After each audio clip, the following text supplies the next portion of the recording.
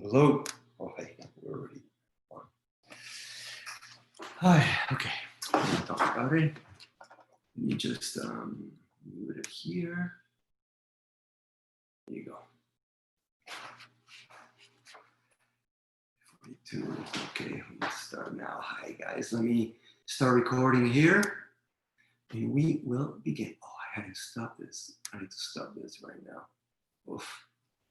Just a second.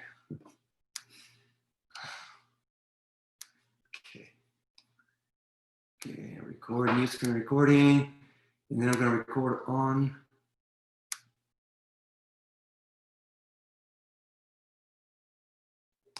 Is it recording? Yes. I'm going to record on Zoom. Okay, let's turn this up right here. Record on the cloud. All right, participants, let's mute all. All right, perfect. Ready? Yeah, ready, go. Hello, hello. We're Cesar and Pam with CesarandPam.com. Grow your business without losing your soul, your family, or health in the process. And thank you for visiting our channel. Those of you who are watching us for the first time, you will find out that we have a business. We have an online business in the travel industry, and we run a business from home. And we want to help people, families, and people, single people who are trying to grow a business, to grow it without losing what's most important. John Maxwell says that be careful that as you climb the ladder, at the end, when you get to the top of the ladder, you don't find out that your ladder is leaning against a wall. And many times we become so obsessed with wanting to grow our business that we end up losing what's most important. Your spiritual life, your relationship with God, your relationship with your spouse, with your family, getting into huge amounts of debt, your health. And what we'd like to share with you is that God entrusted us with resources, with people in our lives, that it's not going to be perfect, but we can strive with His help to be able to have success in all areas of life. And in this area we're going to talk about today, we're going to be talking about an amazing book called Love and Respect. The love she most desires, the respect he desperately needs. One of those dimensions is your relationship dimension with your spouse. Yeah, seems like everyone, there's lots of books that talk about marriage, and they say that, the number one problem is communication. You got to work on your communication. And what I like about this book is he actually tells us what the problem is with the communication. It's not that we just need to talk more, because I remember trying that, and I remember going, you know what? The more I talk, the worse we fight. So it's probably better if I don't talk at all. And then you read a book, and he's like, communicate. So I'm going to talk about it more. And it seemed like it had the wrong result all the time. It wasn't until we found out the key that we have to decode what the other person's saying. Yeah. See, we live in a culture that says what the Beatles said, all you need is love.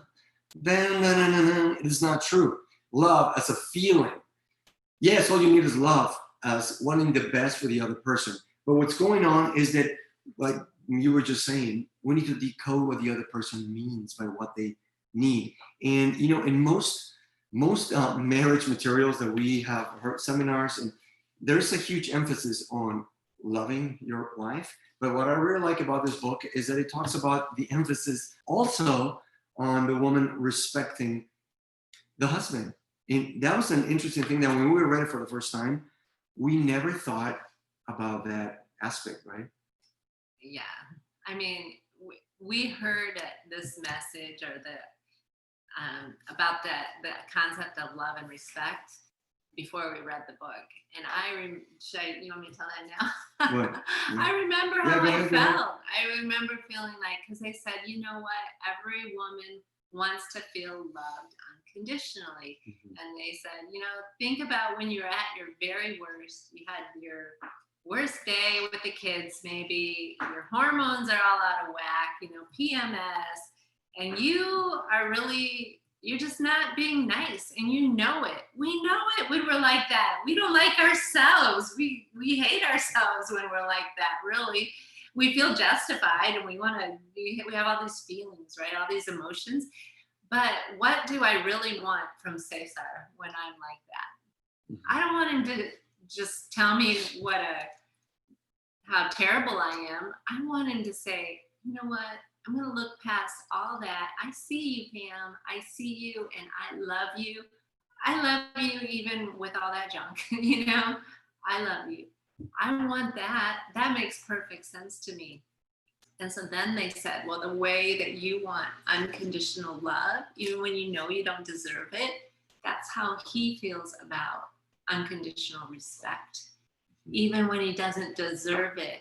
And I think I always thought, like, how can I respect him if he doesn't deserve it, you know? And I realized you got to look past. You got to go beneath it and say, no, I believe in you, Cesar. I respect you. Mm-hmm. I see you, and I respect you. Yeah. And you know, this book, the author talks about when he was a child, he grew up with a deep sadness because his parents were always fighting. And when he says when he was like 2 years old, when he was 2 years old, his parents divorced and they reunited again. But when he was 5, they separated again, and there seemed to always be conflict. And then finally they sent him to a military school when he was 13.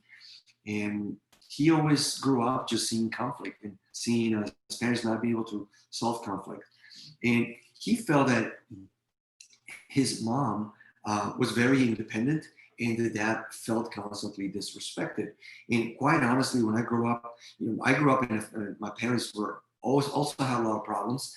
But as a child and as a teenager, and even as a young person, I always blamed my dad for it because he seemed to act in unloving ways towards my mom. But then when I turned 40, I started to realize that, wow, my mom had done a lot to disrespect my dad. And I never had seen it from that perspective. And it's not 50-50, it's 100-100. It takes two people that are willing to do what's best for the other person. So, anyway, we develop habits of responding to the other person. When I feel disrespected, then I act unloving. And when you feel unloving, then you act disrespectfully towards me. And then we begin what the author calls the crazy cycle. Crazy cycle, which is right here. Yeah. So he feels, like I said, I don't feel loved, so I withhold respect from him. Mm-hmm. And then he doesn't feel respected, so he's going to withhold love from me. And then I don't feel loved, so I'm not going to show you respect. You don't feel respected, you're not going to show me love. It just goes round and round and round. Yeah, and some foundational information for us to understand is just the fact that we have different personalities. Not only I'm a man and Pam's a woman, but we also have different personalities. Yeah, and everything in our culture is like, no, we need to treat everyone equally. The woman can do anything a man can do. A man can do anything a woman can do. And just like, let there be no differences. And it's exactly the opposite when it comes to how we communicate. We are so different, you know? I think we got to recognize we see things differently and we hear things differently. And this author likes to say that the woman has the rose-colored glasses on, but not just how she sees things, but how she hears things. It's like rose-colored headphones, you know, or hearing aids.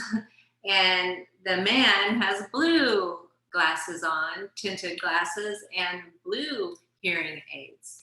And I think that's a good point because we always want to say like, no, we're just equal.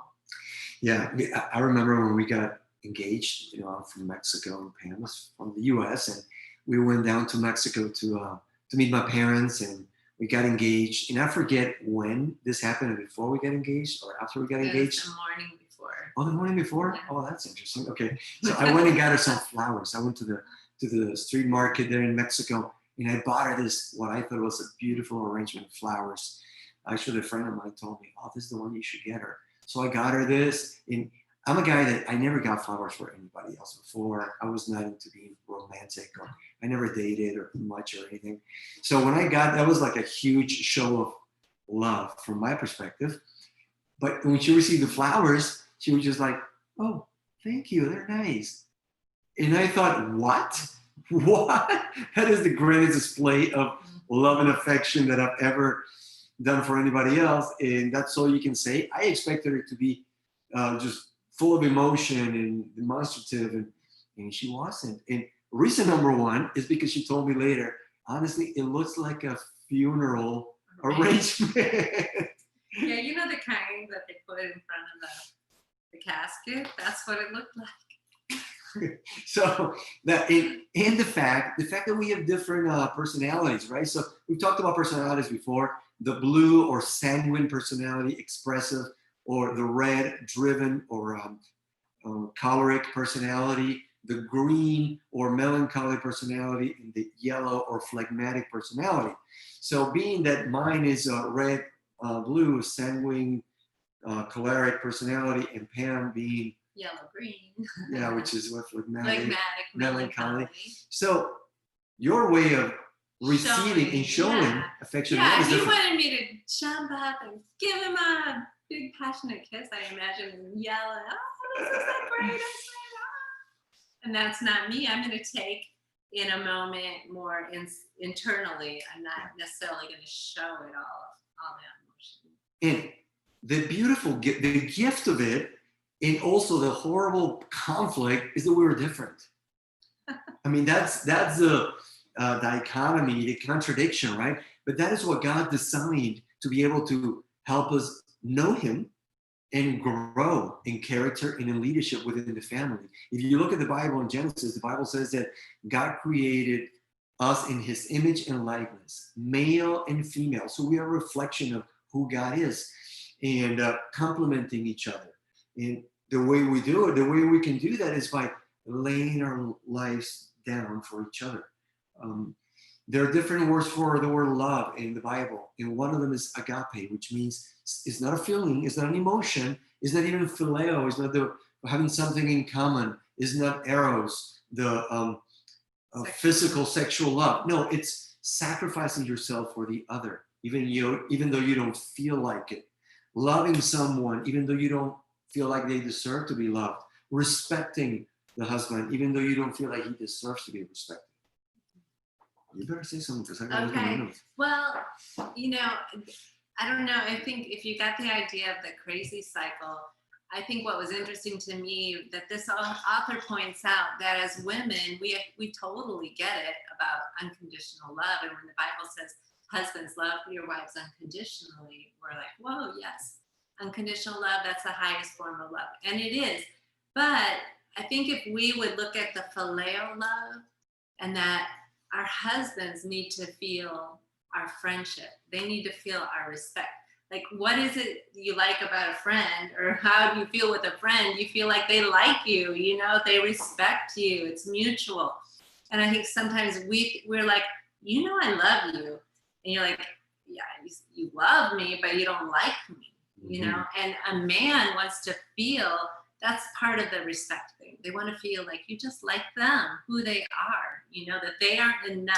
It's not just what they do, but who they are is enough. And I know that made, when I got this about, okay, what he really wants is respect, I thought of the song, the Kenny Rogers song. I remember listening to it with my mom one time. And it was kind of a big moment because we didn't usually listen to secular radio. But for some reason, this song came on. But he believes in me, singing. Yes, she believes in me. I'll never know just what she sees in me. Okay, so we're listening to this song, and my mom says, Pam, if you will believe in a guy, that is like the most important thing. That song, it got it right there. And I've always remembered that, and that's what I remembered when I heard this concept of love and respect. It's like, what does Cesar want? He wants to know that I believe in him. He didn't do things perfectly. He messes up, but do I see him and believe in him, right? Yeah. And it's I believe in you. Thank you. So I've learned to love from you because through my growing up, I had so many insecurities that I immediately wanted to protect myself and reject when I felt there was a possibility that I was not going to be accepted. And you have taught me to love unconditionally. And that is exactly what God did with us, right? The Bible says that while we were yet sinners, he came and he died for us. He laid down his life for us. Even though we were the one who owed him something, he laid down his life, and he came and took the first step in that reconciliation to save us from ourselves. And in Ephesians 5:33, Paul actually writes, and it's very interesting. I'd never read that verse until I had read this book some years ago. Each of you also must love his wife as he loves himself. And the wife must respect her husband.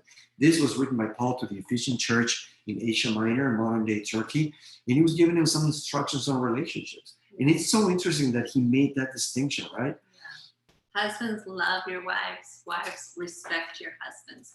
It's like God has the keys. You know, that's what the Bible, you know, it's so relevant. That's why I think we do. When we're listening just to culture, just to everyone around us, we need to stop and say, well, how does this line up to what the Bible says? Mm-hmm. And I mean, that's it. That's the key. Remember, tell us about the time when you and I were on an airplane, and there was two people behind us talking. Well, you know how when you're in your seat in the airplane, you can't see the people right behind you, and if you don't want to be honest, you know, you don't just turn around.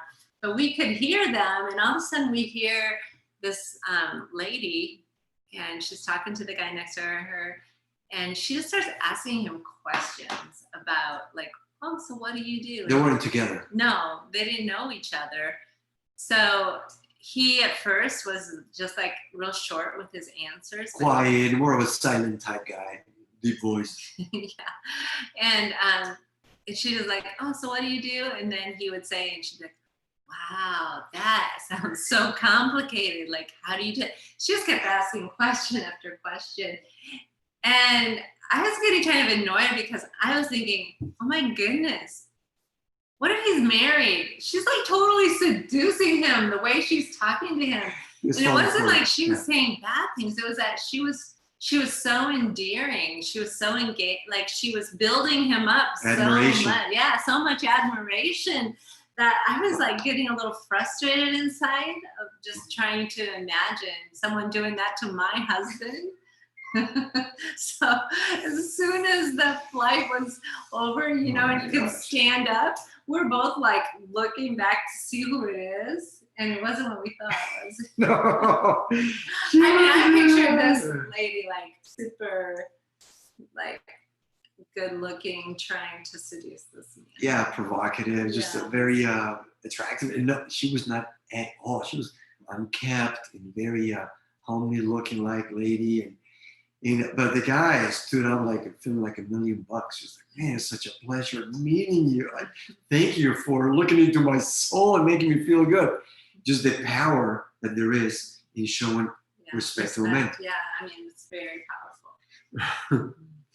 So when a husband feels disrespected, he has a natural tendency to react in ways that feel unloving to his wife. And when a wife feels unloved, she has a natural tendency to react in ways that feel disrespectful to her husband. So I'm going to give you 3 points here just to close out this first introduction. We're going to talk about this next week more in depth, give you some practical tips. But here's 3 practical tips. So recognize and control the crazy cycle. Realize that the enemy is not your spouse. The enemy is actually wanting to destroy the relationship between you and your spouse. Yeah, and the issue, whatever it is you're fighting about, isn't even the issue. It's not about that thing. It's not about what he said or she said or did. Yeah, on a conflict resolution seminar that we learned from a good friend of ours back then. I haven't talked to him in years, but he has a ministry, and he had a technique called a courageous conversation. If you go to our website, wintheirheart.com, you're going to find it under tools, heart to heart. Questions you can ask the other person when you have a conflict, and you need to listen and take turns listening to each other. And the first rule is to tell yourself a good story. What do I mean by that? Yeah, you mean that usually we see the other person as the villain in the story. We're the victim and they're the villain. But we have to change the story we're telling ourselves, that person isn't a villain. That's changing the story. Yeah, instead of telling yourself a story where, like, a bad story where you're the victim, and you would say, why would this terrible, horrible, evil man do this to me? Yeah. who doesn't love me do this to me? Yeah. Say, why would this man who deeply loves me would say something that sounds so unloving? Give him the benefit of the doubt. And on the other hand, too, instead of saying, why would this witch who disrespects me, doesn't believe in me, say something like this to me? Say, why would this lady who loves me and respects me and sees the best in me, why would she say something that sounds so disrespectful? There's got to be a reason.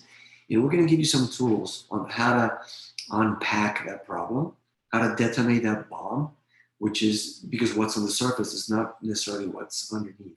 And that's the key to a long-lasting relationship of any kind. So that's number one, control. Recognizing control, the craziness, the crazy cycle. Number two, energize each other with love and respect. So start investing in the other person. Start investing in your wife, acting lovingly. Start to decipher, what does she sense that love means? And what does the husband, what does he understand by respectful behavior? Because not just the personalities, honey. Were you going to say something? No. Oh, but also the different love languages. We'll talk about that in a future episode, but there's a really good book called The 5 Love Languages. One is words of encouragement. The second one is physical touch and closeness. Number 3 is, what's the other one? Gift giving, acts of service, and then quality time spent together. So for example, one of Pam's highest gifts is acts of service. So I've learned that one way for me to show love to her is that if she's working in the kitchen, to go ask her and start talking with her, spending time with her, ask her if I can help somehow, sometimes without asking, just go and do a few dishes. She will receive that as me communicating love to her, even though that's not very high on my scale of gifts. but also at the same time, even though it's not high in my love language category, when I go to I've been to somebody else's house, and I see that there are limitations in the lady's cooking, and I'm like, wow, I don't ever want to take Pam for granted because her gifts are such a blessing to me, too. Yeah. So energize each other, invest into each other's language, love and respect. And number 3, enjoy the rewards of a godly marriage. If you start sowing love and respect, you will reap what you want to receive, love and respect.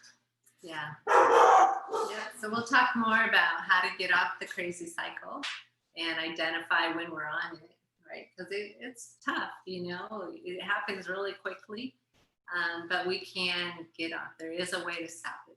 Yeah, it's a process. And we just want you to focus on agape love, right? The Bible talks about phileo love, which is friendship. I know we already talked about it, but I just want to summarize that. And it talks about sexual attraction, eros, and it talks about agape love, which is unconditional, sacrificial love. Just focus on, it's going to be an investment for which you will get rewarded too. Yeah. All right. Well, anything else on me that I haven't mentioned? No, that was good. So this is Cesar and Pam with CesarandPam.com. Thanks for logging in. We'll see you on the next one. Remember, we want to help you grow your business, your career, without losing your soul, your family, or health in the process. See you on the next one.